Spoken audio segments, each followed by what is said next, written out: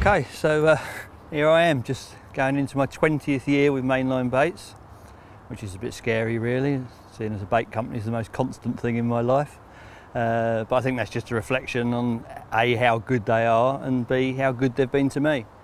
Since I first got together with Kev and Steve at Mainline, I'd say way back when I was fishing Horton, they produced the first bait, the first sort of commercially rolled bait that I'd ever used.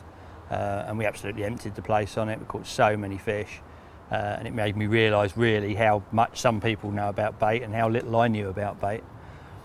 And I've been happy to use their baits ever since. I mean, it's just gone from strength to strength really. After a couple of years with the Mainline, they realised that I was quite a capable angler and took me on as a field tester, which was the best thing that ever happened to me really. And led to so many other things, but mainly it gave me an endless supply of new bait to try out, which I did and was very, very successful on it on lakes like Raisbury and Coninbrook, Sonnin, the Mere.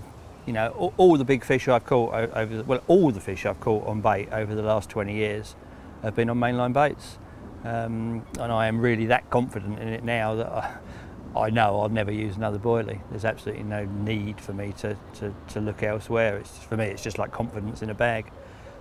It's like one part of the equation, really, that I don't have to worry about. I know my bait's good. Whatever bait I use from there, I know is going to be good, and I can concentrate on location and rigs and presentation and everything else without ever once having to worry: is my bait working? Is there something wrong with the bait?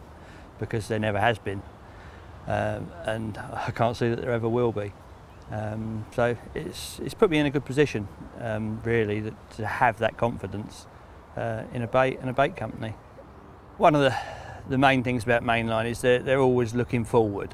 They're not one for resting on their laurels with the bait. If that was the case, we'd still all be using the original Grange bait.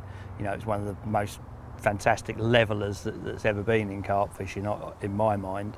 But they didn't. As soon as that was up and running, they started working on another bait, and when that one was working successfully, they started working on the next bait, and so on and so forth.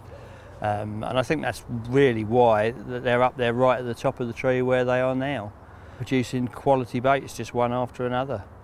The list of ingredients, the list of successful baits that they've got now is just outstanding, and I think the best way I can relay that to you is if I sit down here and take you through the entire range of baits and try and explain a little bit more in depth about what they are and where they came from.